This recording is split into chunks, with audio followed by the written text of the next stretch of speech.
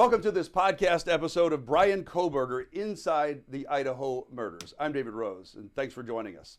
We have put together a whole team of scientists, veteran detectives, journalists, and experts, including mental health experts, to re-examine the deaths of the 4 University of Idaho students. Because with Bryan Kohberger's trial set to start this summer, this story has changed. We've got a lot to get to, and it is fascinating stuff. Retired Detective Cloyd Steiger was with the Seattle Police Department for many years and worked 22 years in the homicide unit. And Cloyd has a unique perspective into the minds of these accused killers and into the DNA evidence. So let's talk about the DNA evidence right off the bat. Cloyd, the judge in the Idaho murders next week is expected to rule on a motion by the defense on whether to allow the DNA evidence that was found on the knife sheath at the scene of the murders. Now, that DNA on that knife sheath led to genetic genealogy that they used to eventually identify Kohberger as the suspect. The defense says that was a violation of privacy. We should throw that out.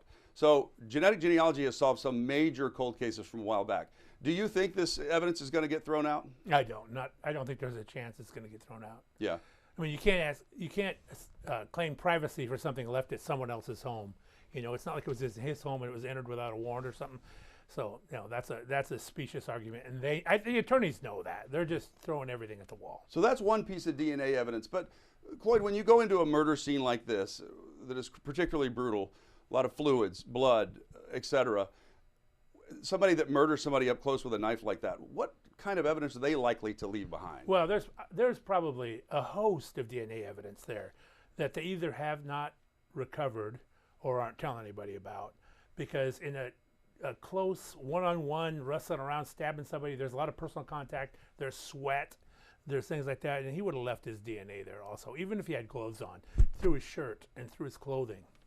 So there are a number of documents that are sealed that we have not been able to access at this point. The only DNA evidence we know about is the evidence that was found on the knife sheath. Is it possible they're holding some of that back for trial? Well, it's possible, but I don't think so if the defense is attacking this knife sheath so much. Because even if that got thrown out, there'd be other DNA evidence. I just don't think they've recovered it. Well, there is technology now that makes it available to be able to get way more DNA than they used to. And I know that you're pretty familiar with one of the systems, the MVAC system. Yes. What does that system do, and would that have been helpful in this case? Oh, absolutely helpful. It's a wet vacuuming DNA collection system, and it's about the size of a carry-on luggage. It's got a wand on it, and for clothing, for example, you just run it up and down the area of clothing you want to test. It blasts sterile fluids into it and then sucks them back up.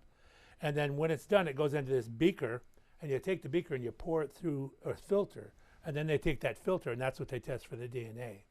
The difference between that and like cut and swab, that the old way, which is what I think they did in Idaho, is for cut and swab, you have to have an idea where the DNA would be, and you're making an educated guess. But if you're a quarter inch off, you're 1,000 miles off. You're going to miss it. Where this does big areas, and you'll get it do much larger areas, and it's much more effective in collecting DNA. So this technology is being used in Washington State, but apparently not in Idaho. Not in Idaho, and the FBI doesn't have an MVAC either. You know, that surprises me because we always hear that the FBI has been brought in to assist on a case. What does that usually mean, Cloyd? Well, it doesn't. First of all, it means you're going to have another level of bureaucracy thrown on top of your investigation. But everybody thinks that the FBI crime lab, for example, is cutting edge, but that's not always the case. They still do things, like I said before, in 20th century techniques instead of 21st century that's available to them now. Wow, that is fascinating. So obviously there might be some things that could have been found that might not be found, and of course we'll find out. I'm absolutely certain there's stuff they haven't found that could be found, yeah. Oh boy. All right, let's talk about what else is missing. The knife and the clothes he allegedly wore. So after the murders, police say that he drove around. His data shows he drove, big loops all the way around. What's going through the mind of a killer after slaying 4 people in such a brutal fashion like that? Well, I don't think he's thinking clearly at all. He's probably panicking, probably trying to figure out where to get rid of this stuff. You know, if he was smart, he'd throw it in a dumpster, because by the time the police get the phone information, that dumpster's long gone, been emptied, and the evidence is going to be in the middle of a landfill somewhere. But if he threw it somewhere along that way. I'm sure they've gone back and searched those areas, but if you throw it just out in the woods or something, it can be found. Whereas it's much more unlikely if you throw it in a dumpster. Well, unfortunately, nothing has been found. Police believe he did train his mind. He did study on how to commit these murders. Would he have prepared on how to get rid of the evidence? And then how would that plan go up against actually what happens inside the house when he does commit the murders? It's kind of like, I think it's kind of like battle plans. Everything's all planned out till the first shot's fired, then everything goes out the window. And I'm sure that's what happened here. You know, he's panicking, he's not thinking, even as much as he thought before. He's in a stressful situation. He's got tunnel vision. Things are running through his mind, but he's not thinking rationally. Who knows? He may have planned it out, but he probably didn't follow the plans he made. Wow. So when you look at the demeanor of him in court, he seems so stoic. He seems so controlled.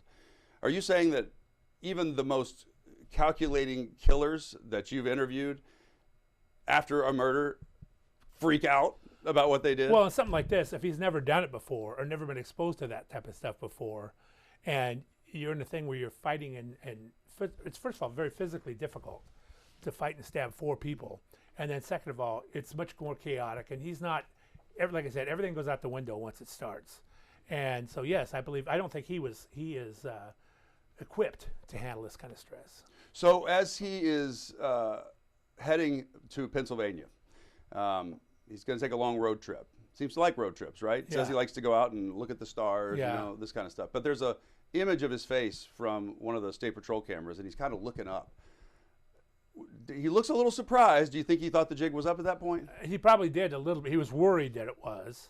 And he was probably really relieved when they let him go on, not knowing that was just part of the deal. Yeah. You know, he probably thought, oh my gosh, you know, because I've had these conversations with killers where I said, they asked me, what's this about? And I go, oh, you know what this is about. You're hoping it's not, but it is. And they just, you know, you could just see the blood drain from their face. They just fold. Yeah, they just fold. And he thought that might be about it.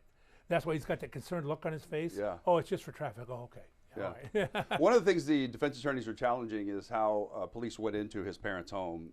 No-knock warrant went right in. But they do that because there's probably a concern he might be destroying evidence, bagging things up.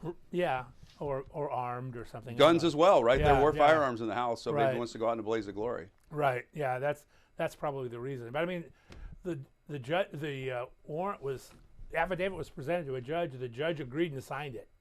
You know, if that judge shouldn't have signed it, then it's a problem. But you know, what depends on the law is in Pennsylvania, Yeah. and case law is in Pennsylvania. Yeah. Well, they had the warrant, so Yeah, you know, they had a went in and warrant. did They're it. acting in good faith. Yeah. I want to get back to his mindset a little bit, Cloyd. And, you know, I mentioned that he was known to, or said he liked to drive around and look up at the stars.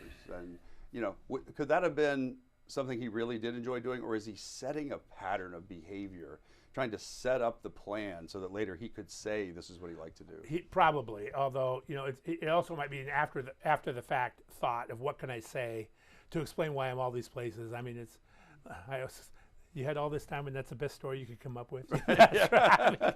Right. Yeah. So I mean, he's just trying to make an excuse for why he's seen driving all, and he also might be stalking other people. You know, he could be. Yeah, these may not have been the only ones he was stalking. Yeah. He probably has a list, at least in his mind, of women he was stalking. Do you think after all of his preparation, he's buddying up with law enforcement, he's studying the techniques, he's trying to figure out, do you think he's surprised that he got caught? Probably, yeah. I mean, he thought he was much smarter than he was, and most of these guys do, and they always get caught. What was his mistake? Doing it in the first place. Good point. Yeah, but he didn't. He had no realistic concept of what it would be like. Yeah. The fantasy in his head, based, you know, versus the reality of actually committing murder. They're really two different. different things. Yeah. Yeah. Wow. Do you think they met, or do you think he identified his alleged victims via social media, or did he see them in person first? I'm betting because that's a small area. I mean, WSU he went to, but Moscow's right there. Yeah. He probably saw him at a party or something or around, and he probably stalked them on social media. But you know, that's probably. Yeah, I guess I'm wondering how in depth do you think his thought process was? For example, does he figure that if he got caught in Idaho has a death penalty, he's not going to sit in prison the rest of his life? Maybe if he thought that through, he probably didn't think that through. Yeah. It doesn't seem like he was very successful with women dating. Right. Does that play a role in his behavior? I think so. Like I said before, I think it. There's a group. There's not a group like an official group, but a class of people they call incels, which are involuntary celibates, and they sometimes act out in crimes because they're so frustrated. And this may be, I would suspect that's what he is. He's an incel. So that's just like again, it's not a group that you belong to and have a card. It's just a class. Right. It's just a class of human behavior. Do you develop a hatred for women? Yeah, or just if you won't have me, you can't have anybody. That type of thing. Yeah, especially if he's a little narcissistic. Now I don't know if he is. He sure acts like he is, but I mean I don't know well enough about him to make a psychological diagnosis or anything. But yeah, especially if he's really impressed with himself, or at least on the surface. I'm sure there's a lot of insecurity in below. Boy, we still need to learn a lot more. We're only scratching the surface. About the stuff here that could come out. Oh, yeah. Do you think there'll be any big surprises in the trial? I doubt it. I think. Will he take the stand in his own defense? His attorneys will not let him. Even if he thinks he's that smart. Yeah, well, he could insist, and if he insists, they have to let him. But they will fight everything. They don't want him on the stand. He'll get eaten alive on the stand. And based on what you've seen, do you think they have the right guy? Because Lord help us if they don't. Yeah, oh yeah, definitely have the right guy. They could sure know more if they went back and examined those clothing correctly and vacuumed and find out if there's more DNA on their clothing. Yeah, people have asked me the same question, and I said DNA just doesn't lie. No, it doesn't lie. It's either him or it's not. It's not like, even if it's the whole argument. Oh, it was tainted DNA. Well, if it's tainted DNA, it doesn't make this guy's DNA that guy's DNA, or anything else. It just makes it not usable. Yeah, that's the difference. Well, and for people who may not have been following as closely, how could a guy this reportedly prepared for a crime leave the knife sheath underneath one of the bodies? Because in the middle of this, it probably wasn't on his belt. He probably had it in his pocket. He pulled it out, and in the drama and the chaos, he just forgot. He dropped it and didn't think and forgot, and probably once he left, he went, "Oh my God, where's my sheath?" Yeah. And then the judge said, "Well, he's never explained his presence in the house in any way, shape, or form. Ever said that he was in the house. So why not?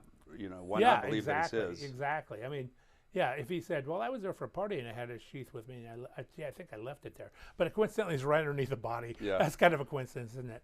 What about the ID of one of the roommates, and it's now come out that she had been out drinking before? Will that ID be challenged because she said, she looked him right in the eyes and gave a description because she had been drinking?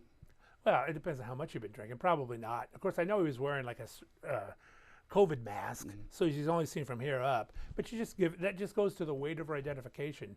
You don't just throw it out. You say, well, maybe that's one small. It's not going to make or break the case. Yeah, because they have the DNA. Because they have the DNA, right? Yeah. All right. Well, we'll see what happens with the court. Clyde, we can talk all day about this, and we will. We're going to have continuing discussions weekly as we move forward toward the trial. This podcast is part of our new monthly Bryan Kohberger Inside the Idaho Murders documentary series.